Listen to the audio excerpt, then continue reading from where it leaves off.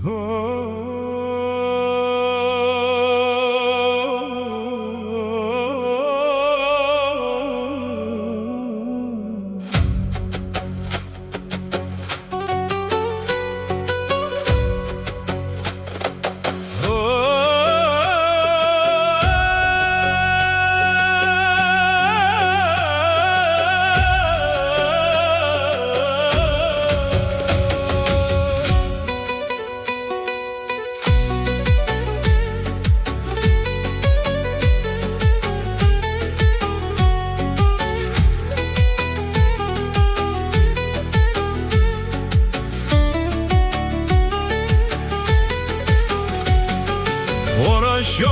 gitme yacak şekilli.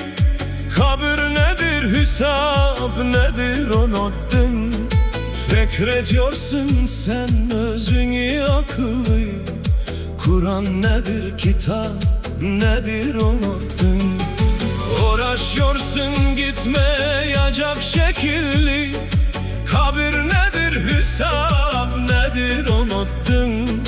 Fikrediyorsun sen özünü akıllı. Kur'an nedir, kitap nedir unuttun.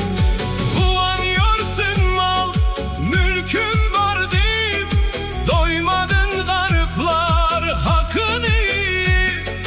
Durmadın imamın eyzinde uyup. Mescid nedir, mihrap nedir unuttun. Durmadın imamın eyzinde uyup.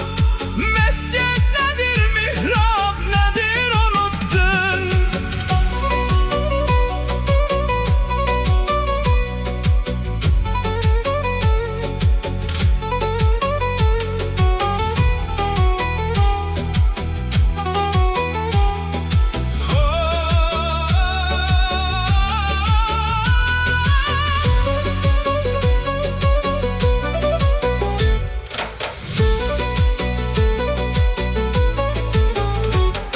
Haram şerbetinden kanı içersen, ne yüz bilen hak alnından geçersen.